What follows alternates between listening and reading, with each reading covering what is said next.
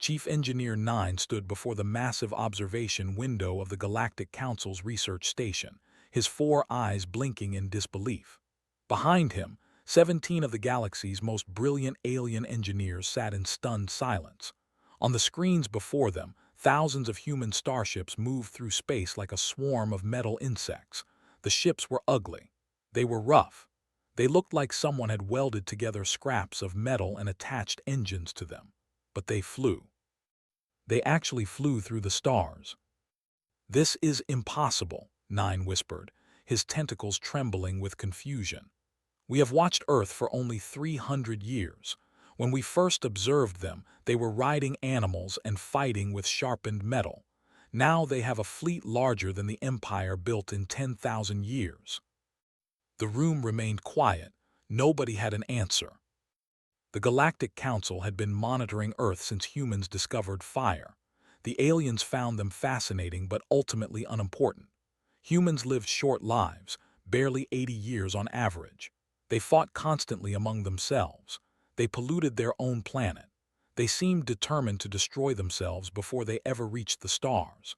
The Council classified them as a Category 7 species, meaning they would probably kill themselves within 1,000 years. No serious attention was needed. That classification had been a terrible mistake.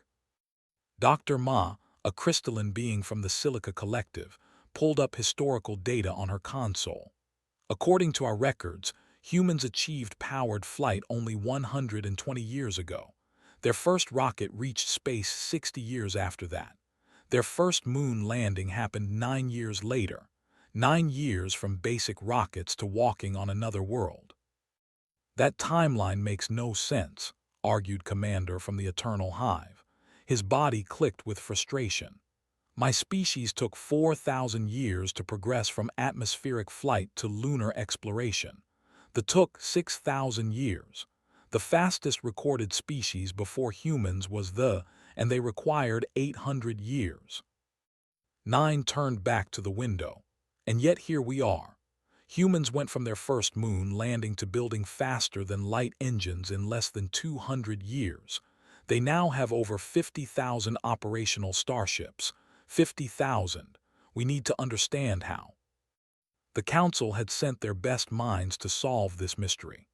These were beings who had designed stars, built artificial planets, and created technologies that bent the laws of physics.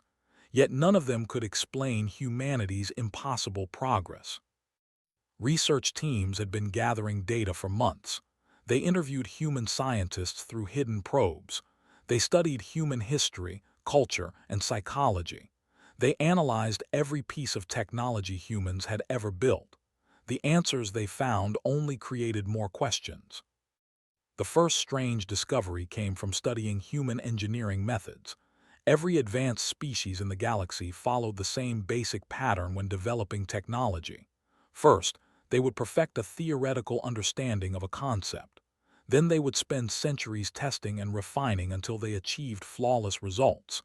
Only after achieving perfection would they move to the next stage. This method was safe, logical, and efficient. Humans did the exact opposite. "They call it iteration," explained Dr. Four, a quantum physicist from the collective. "Humans build something knowing it will fail. Then they study the failure, make small changes, and try again. They repeat this process hundreds or thousands of times until something works." Commander made a sound of disgust. "That is incredibly wasteful. Think of all the resources lost to failed experiments." "Yes, but consider the speed," Dr. Four replied. "We spent 3,000 years perfecting our first interstellar engine before building it. Humans built 17 different failed versions in 40 years, learned from each failure, and had a working engine by year 50. Their method is chaotic but somehow faster." The second discovery was even more confusing. Human engineers did not specialize the way other species did. Among the Galactic Council races, an engineer would spend their entire life mastering one specific field. A propulsion expert would never touch navigation systems. A structural designer would never interfere with weapons development. This separation ensured expertise and prevented errors. Humans had no such boundaries. A human engineer might work on rocket engines in the morning, computer systems in the afternoon, and medical devices in the evening. They combined knowledge from completely unrelated fields. They saw connections that specialized minds would never notice. A human who studied birds might redesign spaceship wings. A human who built toys might solve problems in nuclear physics. This cross-pollination of ideas was utterly alien to the council races. Their brains are wired differently, admitted the neural scientist Ohm. Most intelligent species develop narrow focus as they evolve. It makes us excellent at specific tasks. Humans evolved as generalists. They are not the best at anything, but they are adequate at everything. This allows them to combine ideas in ways we cannot imagine.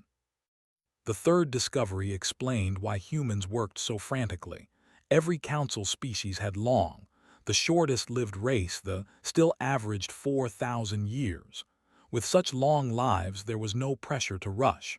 Projects could take centuries. Mistakes could be corrected over generations. Patience was the foundation of all progress. Humans lived less than a century. Each human knew their time was desperately short. This awareness created an urgency that the council races could never understand. Humans did not have time to wait for perfect solutions. They needed results now, even if those results were imperfect. They pushed themselves to exhaustion. They worked through illness. They sacrificed comfort, safety, and sometimes their lives to achieve their goals. We found records of something called the Apollo program, Nine said quietly. Humans wanted to reach their moon. They had primitive technology and limited resources. They should have waited 200 years until they were ready. Instead, they pushed forward anyway. They lost people. Their machines exploded. They experienced failure after failure. But within 10 years, they stood on their moon. 10 years. Dr. Ma shook her crystalline head. We would have declared the project impossible and abandoned it. They simply refused to accept impossibility. The fourth discovery was perhaps the strangest of all. Humans competed against each other constantly, sometimes violently.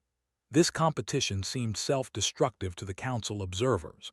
Why would a species waste resources fighting itself when cooperation was clearly more efficient? But deeper analysis revealed an uncomfortable truth. Competition drove innovation among humans faster than any other force. When human nations raced to reach space, they poured unprecedented resources into the effort. When human companies competed to build better rockets, they pushed technological boundaries far beyond what cooperative efforts had achieved. Even individual humans competed for recognition, working harder and thinking more creatively to outperform their peers. The chaos of competition somehow produced order and progress. We eliminated competition from our societies millions of years ago, Commander admitted. We believed it was wasteful and primitive. Perhaps we were wrong. The fifth discovery forced the council engineers to reconsider everything they knew about resource management. The aliens watched in horror as humans stripped their planet of materials, polluted their atmosphere, and drove countless species to extinction. This reckless behavior confirmed the Council's original assessment that humans would destroy themselves. But then something unexpected happened. When humans finally reached space, they found unlimited resources. Asteroids contained more metal than Earth's entire crust. Other planets held gases and minerals beyond counting.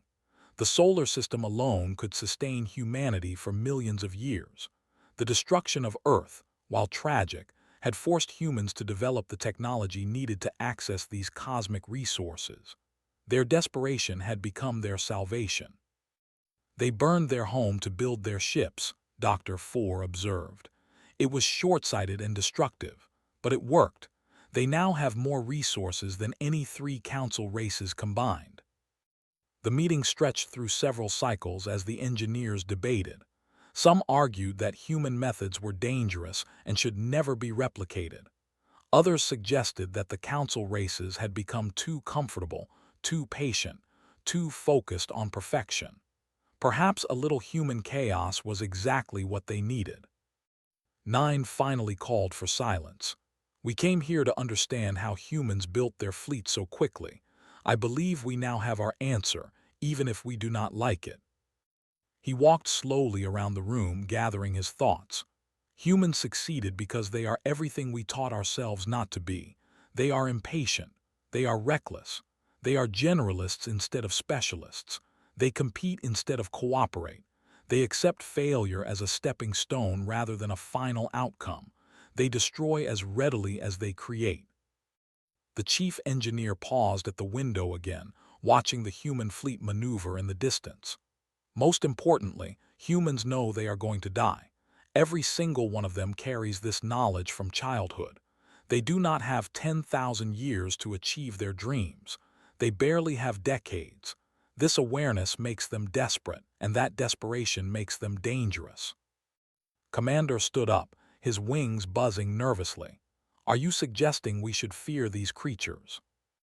Nine considered the question carefully. "I am suggesting we should respect them. In 300 years, they went from horses to hyperspace. In 300 more years, where will they be? What will they have built? What will they have conquered?" The room fell silent again. Every being present understood the implications. The Galactic Council had existed for millions of years. They had seen countless species rise and fall. They had believed themselves the pinnacle of evolution, the masters of the universe. Now they faced a species that had achieved in centuries what took them. Dr. Ma spoke the thought that haunted everyone. When humans finally reach our borders, and they will reach them soon, what do we tell them? That we watched them struggle for thousands of years and never offered help, that we classified them as too primitive to matter. No one had an answer. Across the void of space, completely unaware of the alien observers, humanity continued building. They constructed shipyards around distant planets. They established colonies on moons and asteroids. They sent explorers toward stars their grandparents had only seen as pinpricks of light. Each generation pushed further than the last, driven by curiosity, ambition, and the constant awareness that time was precious. In laboratories scattered across 100 worlds, human scientists worked through sleepless nights on problems their teachers had called impossible. In factories floating in zero gravity, human workers assembled components designed by engineers who had grown up in poverty on a damaged planet. In command centers buried deep underground, human leaders planned expeditions to galaxies so distant that light itself had not yet traveled the distance. They did not know they were being watched.